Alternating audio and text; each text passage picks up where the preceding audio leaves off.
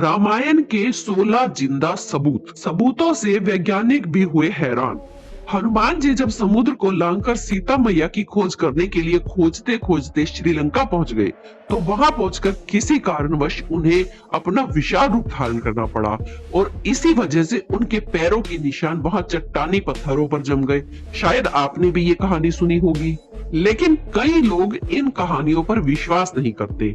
अगर आप भी उनमें से एक हैं, तो आपको बता दें कि श्रीलंका में आज भी वहां के चट्टानी पत्थरों पर हनुमान जी के पद चिन्ह साफ साफ दिखाई देते हैं।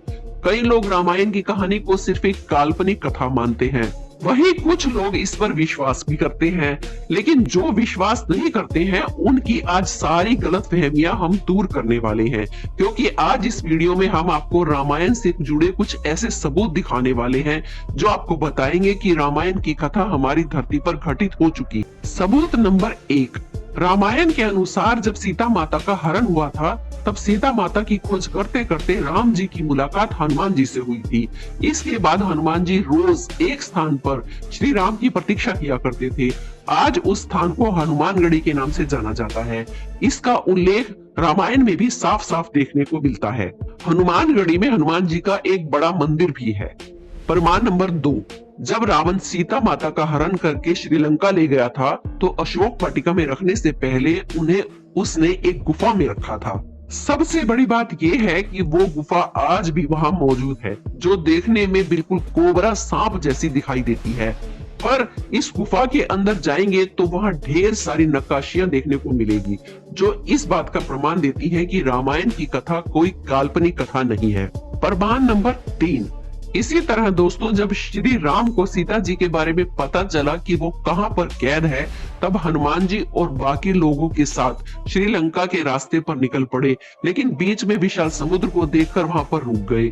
तब उनकी वानर सेना ने पत्थरों पर राम लिखा और पानी में छोड़ दिया, तो पत्थर पानी में तैरने लगे। इसके बाद पूरी सेना ने मिलकर एक पुल बनाया, आज हम जिस पुल को राम सेतु के नाम से जानते हैं। अब आप ही बताइए दोस्तों, राम सेतु से बड़ा रामायण का और क्या सबूत हो सकता है। लेकिन अगर अभी भी आपको यकीन नहीं हो रहा है, तो आगे सुनिए।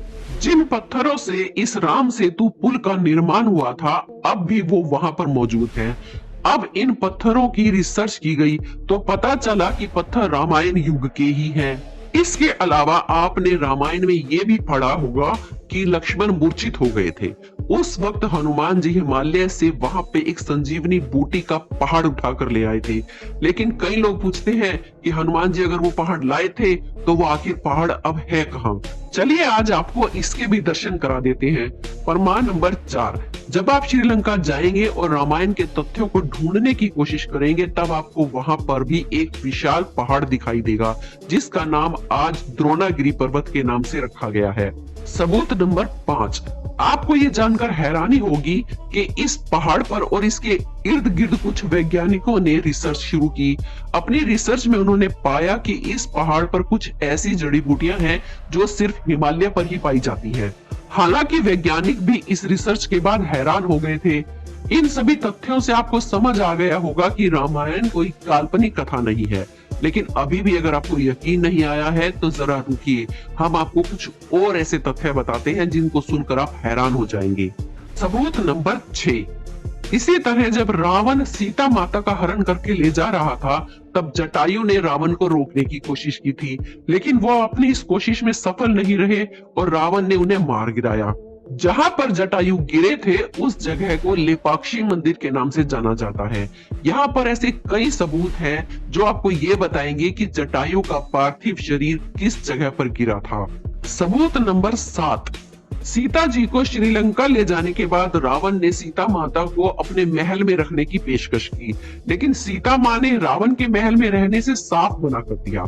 इसलिए रावण ने उन्हें अशोक वाटिका में रखने का फैसला किया। सीता जी अशोक वाटिका में एक वृक्ष के नीचे चुपचाप बैठी रहती थी। सबसे बड़ी बात यह है कि अशोक वाटिका का वो वृक्ष आज भी श्रीलंका में मौजूद है। आज इस जगह को नोवारा इलैया के नाम से जाना जाता है। लेकिन दोस्तों, अगर अभी भी आपको रामायण पर यकीन नहीं आ रहा है, तो हम वीडियो में आपको और भी सबूत देने वाले हैं। सबूत नंबर 8, राम और रावण के युद्ध के दौरान रामायण में ये साफ साफ लिखा गया है कि रावण अपनी लंका की सुरक्षा बड़े बड़े विशाल हाथियों की मदद से करता था। आज के हाथियों की तुलना में ये हाथी कई गुना विशाल हुआ करते थे। हालांकि आज से कुछ समय पहले लोग इस बात को काल्पनिक बात कहा करते थे, लेकिन श्रीलंका के पुरातत्व विभाग ने जब शोध किया तो उन्हें कुछ ऐसे हाथियों के जीवांश मिले जो कि आज के हाथियों की तुलना में कई गुना बड़े हैं। अब इसके आगे सुनिए। रामायण अगर आपने पढ़ी है या देखी है तो आपको इतना तो पता ही होगा कि एक वक्त ऐसा आया था जब हनुमान जी ने अपनी पूंछ से पूरी लंका को जला दिया था। इसका सबसे बड़ा सबूत ये है कि आज भी यहाँ पर काले रंग की मिट्टी देखने को मिलती है, जो ये साबित करती है कि इतिहास में यहाँ एक बहुत बड़ी आग लगी थी। सबूत नंबर 10। रावण का वध करने के बाद एक समय ऐसा आया था जब सीता माता को अपनी पवित्रता साबित करने के लिए अग्नि परीक्षा देनी पड़ी थी। सबसे बड़ी बात यह है कि जहां पर सीता माता ने अग्नि परीक्षा दी थी, आज भी वो स्थान पूरी तरह से सुरक्षित है। उस जगह को देवोरुमपल्ला के नाम से जाना जाता है। सबूत नंबर 11। राम जी के द्वारा रावण का वध किया गया, लेकिन रावण एक ब्राह्मण था। हिंदू मान्यताओं के अनुसार किसी भी ब्राह्मण की हत्या करना सबसे बड़ा पाप है। इसी पाप से छुटकारा पाने के लिए राम जी ने भगवान शिव की आराधना की। शिव जी प्रकट हो गए और उन्होंने राम जी से कहा कि अगर वो पाप से छुटकारा पाना चाहते हैं तो उन्हें 4 शिवलिंगों की पूजा करनी पड़ेगी। इसके बाद सीता माता द्वारा रेत में एक शिवलिंग बनाया गया।